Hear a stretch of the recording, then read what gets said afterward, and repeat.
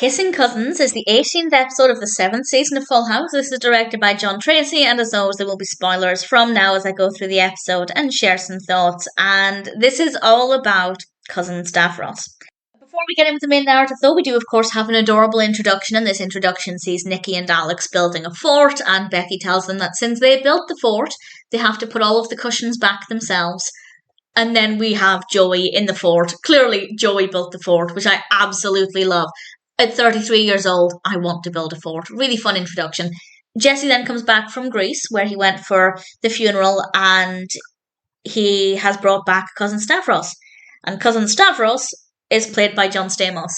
And his performance is absolutely fantastic. I don't know how they managed to keep a straight face on set, because he was just absolutely brilliant. And initially, Stavros seems very nice, very friendly. And Jesse certainly seems to think highly of him. But quite quickly, we realise that his personality may not be the kindest or the most helpful. He causes problems with Danny's car. He orders pizza, then makes the others pay for it. And then he starts flirting with Becky to the point where she has to hit him with a carrot, which I admit was quite a funny moment. And it's Stephanie who calls him a sleazebag. Not to his face, but the others are talking about him when Jesse and Stavros are not in the room, and Stephanie is the first to call him a sleazebag. And I have to say that's the perfect word for the character. He's very slimy and clearly very untrustworthy, and they realise he has to go. And they try and tell Jesse, but Jesse doesn't want to hear it, but Stavros overhears. And he says that he has to leave because there's been a disaster back home, a natural disaster, and the others start to feel really bad. They believe him, of course, and they tell him, of course, what can we do to help? And they suggest having a fundraiser, and the rest of the episode is down at the Smash Club. And I have to say, ever since Joey took ownership of the Smash Club, they've really made good use of it. They haven't spent too much time over there. They're not completely overdoing it. But we go there every couple of episodes, and I think it's a really great space. And here we have this fundraiser. It's quite a lively scene. The mood has certainly lifted. Everybody seems to be having a good time. Well, almost everybody. And then the girls find plane tickets to Florida.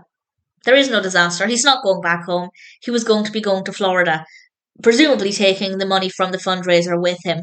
So they come up with a plan, because they realise that they can't just tell Jesse, because there's no way he'd believe them, which I think is fair enough.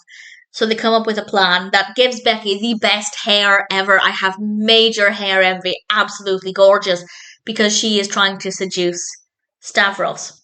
She's hidden a microphone, and she calls him into the room, and she basically comes on to him, but definitely tries to slow it down so that there is enough time for him to confess things into this microphone that he can't see, so that Jesse can then hear things on the speakers outside.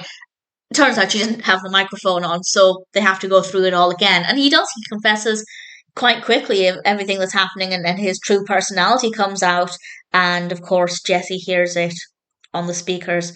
And I will say, I think Jesse could have looked a little bit more devastated that all of these things about his cousin are true. But I do really admire the fact that he didn't try and come up with an excuse for it. As soon as Stavros realised there was a microphone, he left the room, and Jesse stopped him. Danny initially tried to stop him, and then Jesse did. And I really appreciate the fact that, faced with this evidence, he didn't try and make an excuse for Stavros. He just accepted that what everybody was saying was true. And he told him, "You're family, but you have to leave." And it was, quite an emotional moment for Jesse. He's clearly been through a lot emotionally with the funeral and everything. Obviously, connecting with a member of his family is going to be quite important at this time. But ultimately, of course, Stavros can't stay. Not when he's behaving like that. And they're also going to give the fundraiser money to the Children's Hospital. So, at the end of it, it's not been a waste of time. The money's still going to a good cause. And it was not a bad way to end the episode. I think Jesse was very admirable there. And I don't blame him for not believing the others.